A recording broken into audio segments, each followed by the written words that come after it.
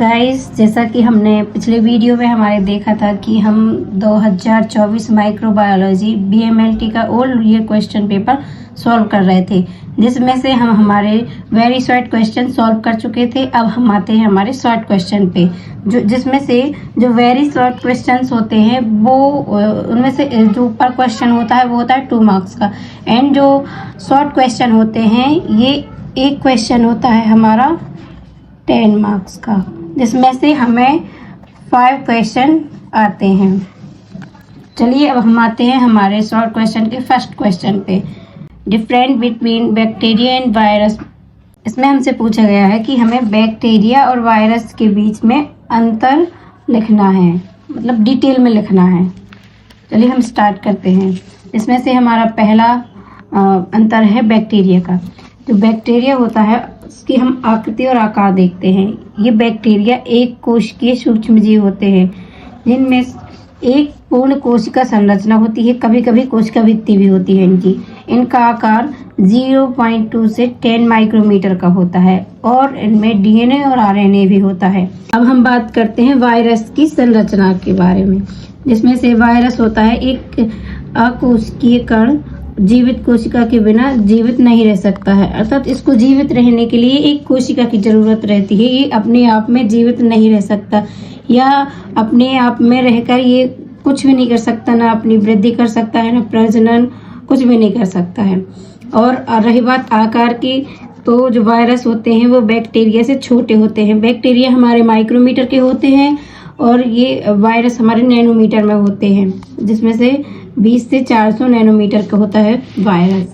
अब आती है बैक्टीरिया की बात। बैक्टीरिया में जो प्रजनन होता है वो बाइनरी फिजन द्वारा स्वतंत्र रूप से होता है, और वायरस में प्रजनन जो होता है, अगर वायरस किसी कोशिका में इंटर नहीं करता या किसी कोशिका के अंदर नहीं जाता या फिर स्वयं में वो अकेला है, तो वह प्रजनन नहीं कर सकता है।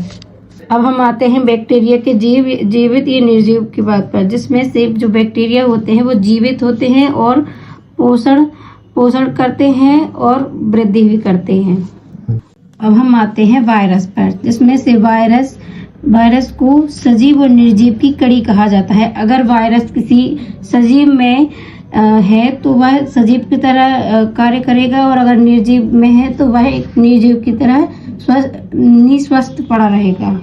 अब आते हैं हम बैक्टीरिया द्वारा होने वाली डिसीज के बारे में, जिसमें से जो बैक्टीरिया होता है उसके द्वारा हमें टीबी, ट्यूबरक्लोसिस, टाइफाइड, न्यूमोनिया आदि जैसी बीमारियां होती हैं। कि वायरस द्वारा होने वाली बीमारी हैं इन्फ्लुएंजा, डेंगू, HIV और कोविड-19। अब हम देखते हैं एंटीबायोटिक का बैक्टीरिया पर क्या प्रभाव होता है। जो एंटीबायोटिक होते हैं वो बैक्टीरिया को किल कर देते हैं, जबकि वायरस पर एंटीबायोटिक्स होती हैं उनका प्रभाव हम देखते हैं। अब हम वायरस में एंटीबायोटिक्स का प्रभाव देखते हैं। जो वायरस होता है उन पर एंटीबायोटिक्स का कोई असर नहीं होता। इसे बेअसर करने के लिए हमें एंटीवायरल मेडिसिन दी जाती है। हम देखते हैं कि जो बैक्टीरिया होता है उनमें जीवित रहने का तरीका होता है पोषण ग्रहण कर खुद को बनाए रखते हैं ये बैक्टीरिया, जबकि वायरस जीवित रहने के लिए ये बिना किसी होस्ट सेल के एक्टिव नहीं हो सकते, अर्थात इनको जीवित रहने के लिए एक होस्ट सेल की जरूरत होती है। जैसा कि आपने इसमें देखा है, मैंने अंतर बैक्टीरिया और वायरस के जो अंतर हैं वो लिखे हैं स्पेस पर और स्पेस पर, जबकि हम इसको डिवाइड करके भी इस तरफ बैक्टीरिया और इस तरफ वायरस ऐसे लाइन में लिख सकते हैं। तो अगर आप चाहें तो आप ऐसे भी लिख सकते हैं। हम देखते हैं हमारे शॉर्ट क्वेश्चन का सेकंड क्वेश्चन, जिसमें write down the principle and types of ELISA. जिसमें हमसे पूछा गया है कि एलाइजा का सिद्धांत और उसके प्रकार लिखिए।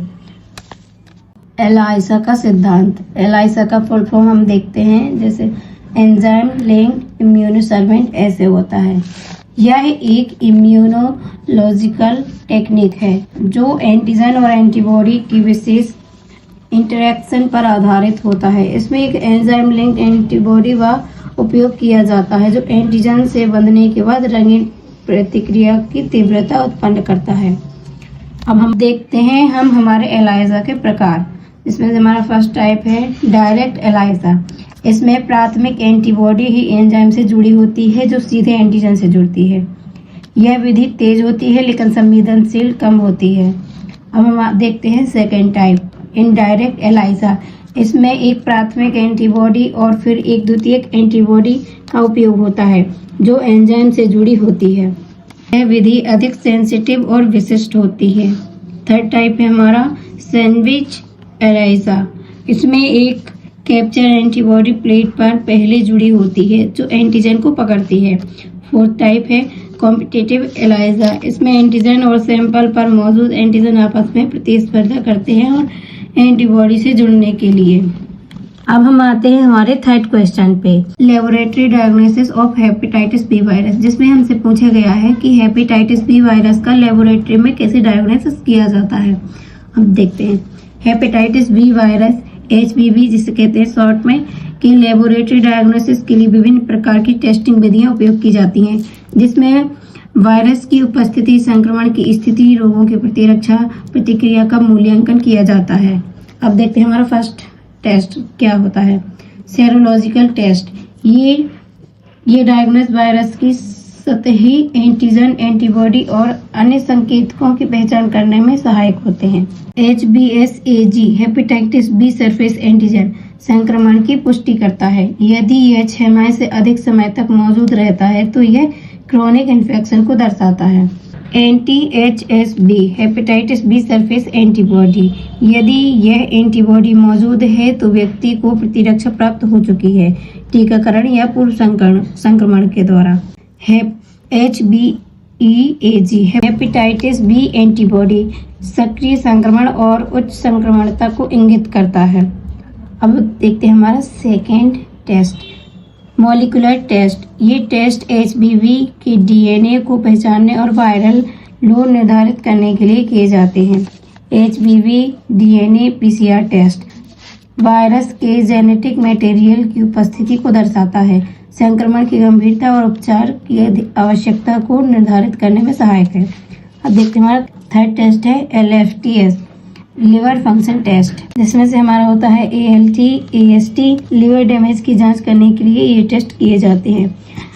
बिलिरुबिन और एल्ब्यूमिन लेवल लीवर के लीवर कार्य का आकलन करते हैं। ये वीडियो हम यहीं 3 क्वेश्चन के साथ एंड करते हैं। नेक्स्ट 2 क्वेश्चन के लिए हम अगला वीडियो में समझेंगे।